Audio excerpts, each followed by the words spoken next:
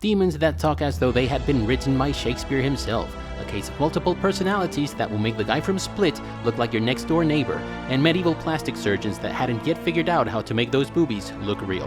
Welcome to Ye Olde Entertainment, my name is Alex, and it is my duty, my mission, my purpose in life to help you decide whether that game that you have been thumping for so long is indeed the right game for you or not. And today, we're going to do something a little bit different, or rather something that we have not done since the very first video on our channel.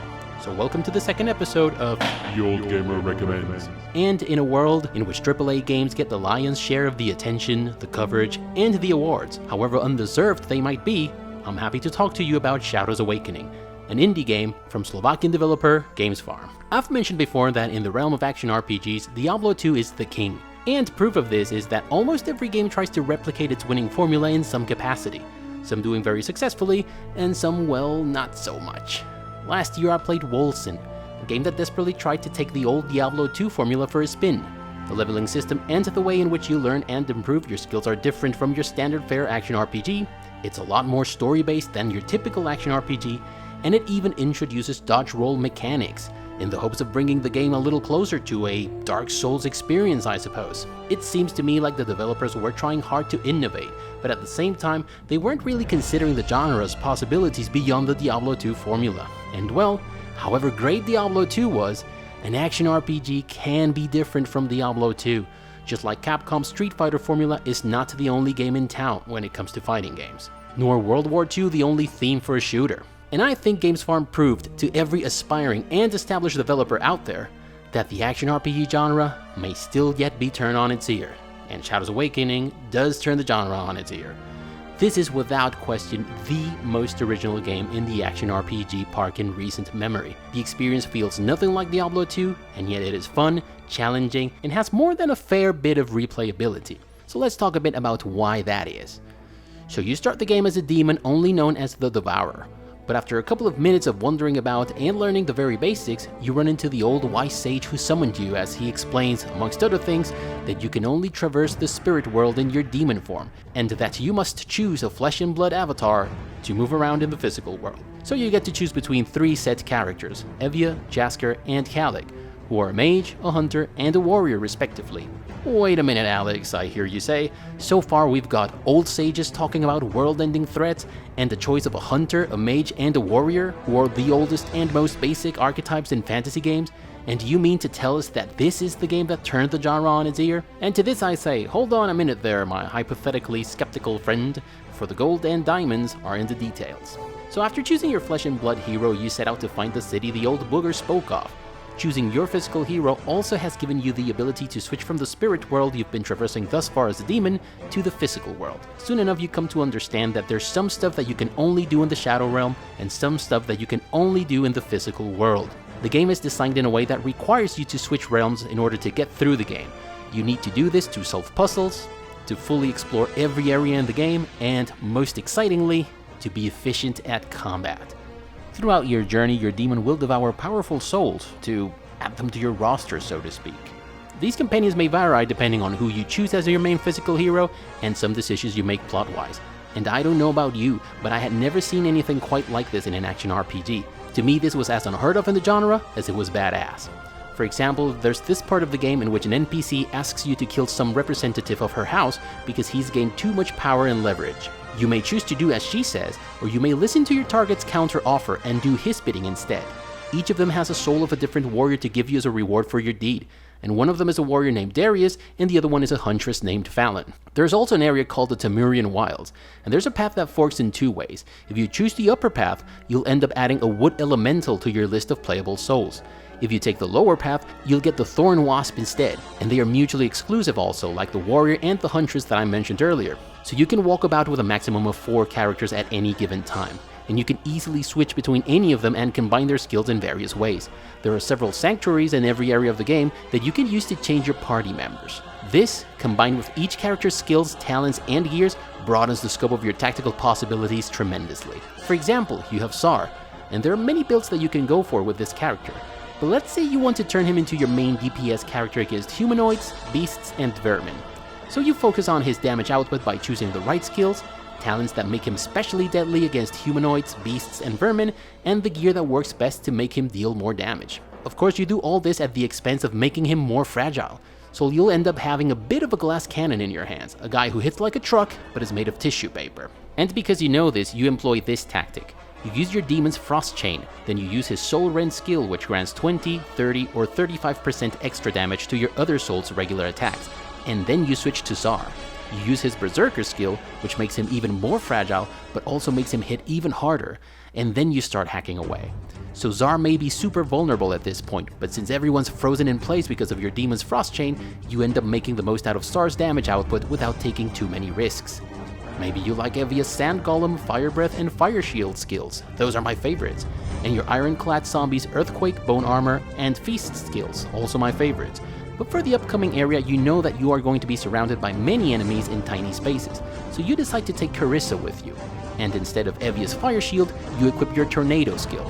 And instead of your Ironclad Zombie's Feast skill, you equip the Fist Barrier skill, and you also equip Carissa's Chakram skill.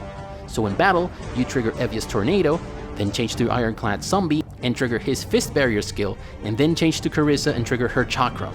Evia's Tornado dramatically improves the spinning power of your other soul's talents, turning you into a devastating maelstrom of destruction, one that will also make you feel like a master tactician.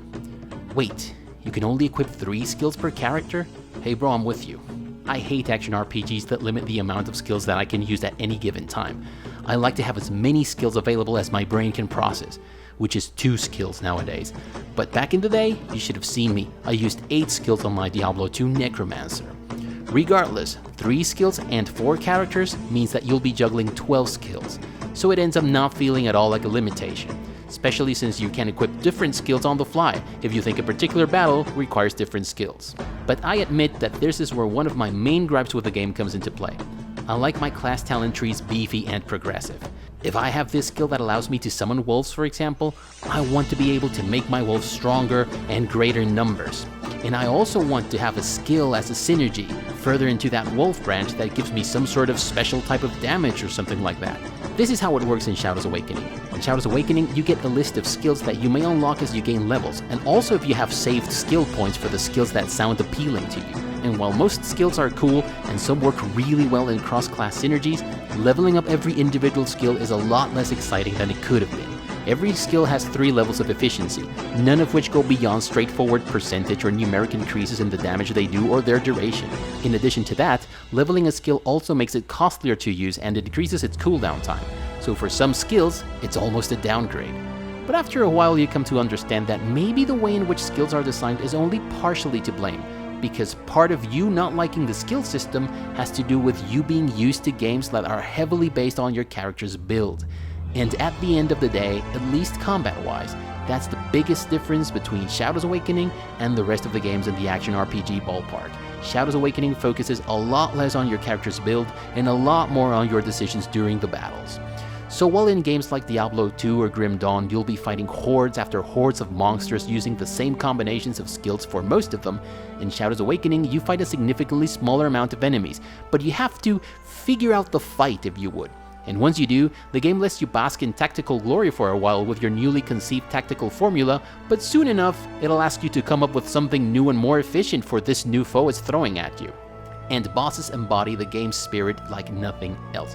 There aren't any tank and spanky bosses here, as there are in most other action RPGs, in which the whole fight revolves around having the right kind of resistance or the right kind of damage. In Shadows Awakening, you have to, once again, figure out the fight. The good news is that unlike games like Dark Souls or Bloodborne, you're actually given a chance to figure out the fight during the fight. This makes fights challenging, especially in the harder difficulty levels, but also fun, again especially in harder difficulty levels, without any of it becoming frustrating at any point. And that same principle applies to the puzzles in the game. And yes, this game has puzzles. The good news is that puzzles are not easy enough to become pointless, nor difficult enough to keep you from enjoying the combat. Now, in addition to puzzles and combat, the game also has you making some decisions every now and then, some of which can be surprisingly relevant and impactful for an action RPG. Grim Dawn already played that card, albeit sparingly, but Shadows Awakening takes it to a new level. Some have even labeled this game a mix between action RPGs and classic RPGs. That is like saying that tennis doubles count as team sports. To me, this is an action RPG, although it does come with a generous sprinkling of mechanics and other stuff that is more frequently seen in other genres, One such thing is Shadows Awakening's approach to the story. Story and lore may be the bread and butter in classic RPGs, but they are merely an excuse for you to do your business in action RPGs. I truly wasn't expecting anything from the story in Shadows Awakening. After all, the game's title doesn't exactly ooze inspiration, and yet, underneath a generous coat of paint of tropes and cliches, you have a pretty decent story and surprisingly decent lore to go with it. One that even has several different endings depending on the decisions you make and of how much of the game you actually get to explore. It's not perfect and the dialogues are a bit all over the place in terms of quality and lore consistency, but compared to any other action RPG, this is Oscar material, let me tell you. Just don't expect Shadowrun levels of writing here. One interesting thing about Shadows Awakening though is that depending on which hero you choose at the beginning of the game, the story plays out differently, and I was actually very pleasantly surprised at how different the story is turning out to be in my third playthrough. While other games in the genre keep you hooked through ongoing leveling across multiple difficulty levels, randomized enemy talents, randomized loot, and sometimes randomly generated maps, Shadows Awakening replay value comes from the different playstyles you can expect from choosing a different hero at the beginning of the game, the different souls that will become available to you if you take different decisions, or the way in which you explore the map, and also the way in which the story will play out with your newly chosen hero. Let's talk about the loot. The loot you gather throughout your adventure is plentiful and drop rates per item seem to be adequate, but items per se lack the tactical relevance of items in games like Grim Dawn or Titan Quest. There are a ton of attributes and you can enhance your weapons with different essences, but none of them improve your skills in any way. It would have been the icing on the cake if weapons had attributes like your tornado skill lasts 1 second longer, or your bone armor's efficacy is increased by 15%. Sadly, this is not the case. So this is a good time to talk about the things that I didn't like about the game, because most of what I didn't like has to do precisely with the loot. This is not the worst loot I've seen in an action RPG, not by a long shot, but buying, selling, and equipping gear mechanics were just awful. Let's say the time has come for you to take a nice break from all the skull bashing and arse whipping, and you want to sell your loot. And of course you want to make sure that you're not selling stuff that's actually better than the stuff you have equipped. Here's how it works in Shadows Awakening. Having a character selected, you click on the item slot of the item type you want to sell, and then you surf through all the gear you have available for that particular slot and compare it to what that character has equipped. But the thing is that some items may be used by many characters, so if you want to make sure none of your characters has anything better than what you're about to sell, you have to switch characters and surf again. And if you want to compare those items to the gear a character that's not in your roster has equipped, you have to go to a sanctuary, change your characters, and then compare again. And that's something that you need to do both for equipping and selling items. Handling items was more of a chore that you had to go through to keep your characters equipped with the best stuff than the treat it is meant to be. And that's really the only big gripe that I have with this game. There's other stuff. The voice acting is a bit all over the place. Some characters like Krenz, your demon, and Valkyrin are very good, but then you have some awful ones like Evia, and she's one of the main characters in the game. Carissa, I have been expecting you. It's a trap! Please, I would speak to Carissa if you don't mind. Will history remember him as the hero who masterminded the fall of a tyrant? Or will parents tell their children to behave, lest Lord Valkyrin comes to punish them? Mara, reconsider this madness. What good is immortality if the world is destroyed? There's also Czar, who's not bad, but he's meant to be an anthropomorphic wolf of sorts, and he sounds just like a regular human. And then there's the music, which, when it was great, it was phenomenal. But most of the time, although it's fully orchestrated and performed by Budapest Score Orchestra, it's just kinda there. I really like though how the sound changes completely when you switch to the Shadow Realm, and the music starts to sound as though it's coming from another world.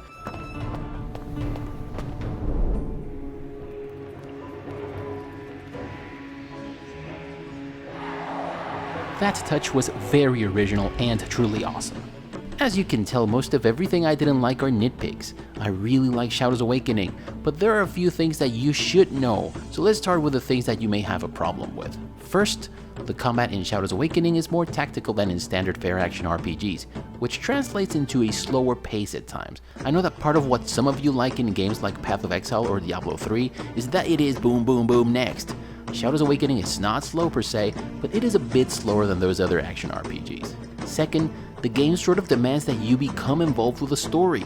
There is no sidelining it. There's a lot of story bits here and there, not just a few lines and cutscenes between acts. You have to talk to people, pay attention to what they say, make decisions. This is no classic RPG, but these things are significantly more abundant here than they are in any other action RPG. And there is no ongoing gameplay like seasons, rifts. Everything in the game revolves around its campaign mission and its DLCs. And there's no multiplayer. But hey, none of these things bother me in the least. Actually, I consider some of it to be even good news. But I know that within the community of action RPG fans, some of the stuff that I mentioned might be taken as a serious no-no. That's it. I was very pleasantly surprised with Shadows Awakening, and I could scarcely believe that it almost flew under my radar. And if you are an action RPG fan, I would hate it if it slipped under yours. There are 2 DLC missions, the Chromaton Chronicles and the Necrophagous Curse. They had a new companion each. The Chromaton Golem, which is not worth the hassle if you ask me, as his talents mostly overlap with every other warrior type character, and the Necromancer, who is the exact opposite, and I found it to be very extremely overpowered. As for the story and the action in these DLCs, they aren't great. They include very tiny and unimpressive new locations, but mostly they just have you running around some of the old locations from the core game, fetching this or that for whatever quest. I would say you won't be missing out on much if you pass on those. But if you find them for very cheap, maybe get those too. So that's it for our second edition of The Old Gamer Recommends. If you liked the video, give it a thumbs up. If you didn't, thank you for watching all the way up until now. If you like what you're seeing in this channel, please consider subscribing and clicking that notification bell to avoid the usual YouTube shenanigans. Share the video, but most importantly, never stop gaming, but don't let gaming get in the way of your hopes and dreams. Bye everyone.